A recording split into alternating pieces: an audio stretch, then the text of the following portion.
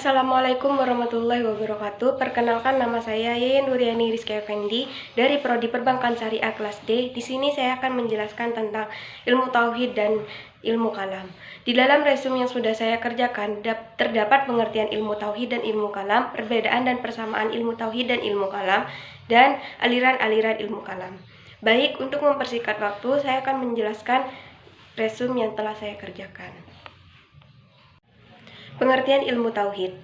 Ilmu tauhid menurut Syekh Muhammad Abdul adalah tauhid. Ialah ilmu yang membahas wujud Allah, sifat-sifat yang wajib tetap baginya, dan sifat-sifat yang sama sekali wajib ditiadakan darinya.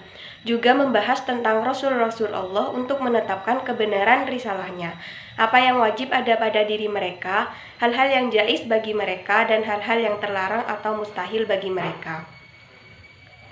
Ilmu ini dinamakan ilmu tauhid karena pokok pembahasannya dititik beratkan pada keesaan Allah Subhanahu wa taala. Tauhid adalah percaya kepada Tuhan Maha Esa dan mempercayai tidak ada yang menjadi sekutu baginya. Tujuan tauhid adalah menetapkan keesaan Allah dalam zat, sifat, dan perbuatannya. Oleh karena itulah, pembahasan yang berhubungan dengannya dinamakan ilmu tauhid, dan yang terpenting dalam ilmu tauhid adalah mengenai keesaan Allah. Ilmu tauhid yaitu membahas persoalan-persoalan tentang Tuhan dan hal-hal yang berhubungan dengannya. Bersumber pada kitab suci dan hadis Nabi, dan akal manusia diharapkan dapat menangkap ajaran-ajaran dan petunjuk-petunjuk yang ada dalam kedua sumber tersebut. Tanpa mendapat bimbingan dari kedua sumber tersebut, sangat mungkin akal memasuki perjalanan yang sesat, terutama dalam memahami keesaan dan keberadaan Tuhan. Pengertian ilmu kalam. Ilmu kalam ialah ilmu yang berisi argumentasi untuk mempertahankan keyakinan keimanan dengan menggunakan dalil akal dan berisi bertahan terhadap orang-orang yang menyimpang dari kepercayaan salaf dan ahli sunnah. Ilmu tauhid dinamakan ilmu kalam karena dalam pembahasannya mengenai eksistensi Tuhan dan hal-hal yang berhubungan dengannya digunakan argumen-argumen filosofis dengan menggunakan logika atau mantik. Ilmu kalam dikenal sebagai ilmu keislaman yang berdiri sendiri, yakni pada zaman Khalifah Al-Ma'mun 813-833 Masehi dan Bani Abbasiyah sebelum itu. Pembahasan terhadap soal-soal kepercayaan dalam Islam dinamakan al-fiqhu fil ad-din sebagai lawan dari al-fiqhu fil al-ilmi.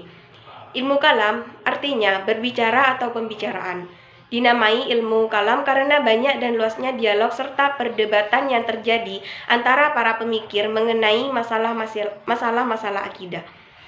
Misalnya tentang Al-Quran, apakah makhluk atau bukan, apakah hadis atau qadim, tentang takdir, apakah manusia mempunyai hak ikhtiar atau tidak, tentang orang yang berdosa besar, apakah kafir atau tidak, dan sebagainya. Pembicaraan dan perdebatan luas seperti itu terjadi setelah cara berpikir rasional dan filsafati memengaruhi para pemikir dan ulama Islam. Perbedaan ilmu tauhid dan ilmu kalam. Ilmu tauhid membahas tentang wujud Allah, sifat-sifat Allah, dan rasul-rasul Allah. Sedangkan ilmu kalam membahas tentang argumen-argumen untuk mempertahankan keyakinan keimanan dengan menggunakan dalil akal dan berisi bantahan terhadap orang-orang yang menyimpang dari kepercayaan salaf dan ahli sunnah. Persamaan ilmu tauhid dan ilmu kalam. Ilmu tauhid dan ilmu kalam sama-sama ingin mengetahui keesaan Tuhan. Aliran-aliran ilmu kalam. Yang pertama, Jabariyah. Paham yang memiliki pendirian berlawanan dengan Qadariyah adalah Jabariyah. Menurut paham Jabariyah, manusia terikat dengan kehendak Tuhan sehingga tidak mempunyai kemerdekaan dalam menentukan kehendak dan perbuatannya. Berbeda dengan Qadariyah, paham ini cenderung memandang bahwa manusia tidak memiliki kebebasan berkehendak, melainkan Tuhan yang menentukan segalanya, termasuk perbuatan manusia. Yang kedua, Qadariyah. Salah satu aliran kalam yang memberi penekanan terhadap kebebasan dan kekuasaan manusia dalam perbuatannya adalah Qadariyah. Paham ini menyebutkan bahwa manusia mempunyai kekuasaan untuk melaksanakan kehendaknya, tidak semata-mata terpaksa tunduk kepada takdir Tuhan.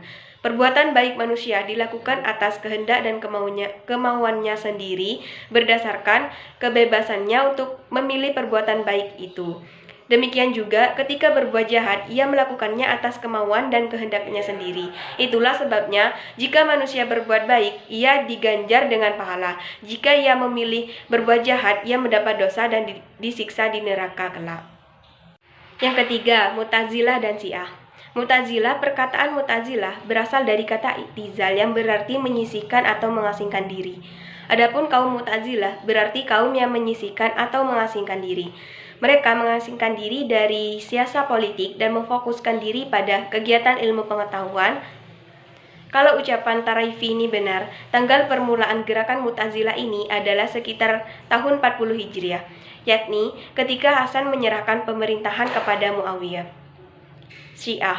Secara etimologi, Syiah berasal dari bahasa Arab yang berarti pengikut atau pendukung. Dengan demikian, apabila ada ungkapan Syiah Ali, itu berarti pengikut Ali. Adapun secara terminologis, arti kaum Syiah dalam lingkungan umat Islam ialah kaum yang beriktikad atau berkeyakinan bahwa Ali KW adalah orang yang berhak menjadi khalifah pengganti Nabi. Karena Nabi berwasiat bahwa pengganti beliau sesudah wafat adalah Ali. Yang keempat, Ahlus Sunnah wal Jamaah. Dalam perkembangannya, aliran Asy'ariyah dan Maturidiyah inilah yang kemudian menjelma menjadi paham Ahlus Sunnah wal Jamaah. Aliran ini sering juga disebut aliran Sunni. Sesuai dengan namanya, Ahlus Sunnah wal Jamaah merupakan aliran yang percaya sepenuhnya kepada sunnah atau hadis Nabi Shallallahu Alaihi Wasallam yang sahih. Salah satu ciri Ahlus Sunnah wal Jamaah adalah sikap moderat dalam segala perkara. Saat menyikapi perang antara Ali bin Abi Thalib dengan Muawiyah bin Abu Sufyan.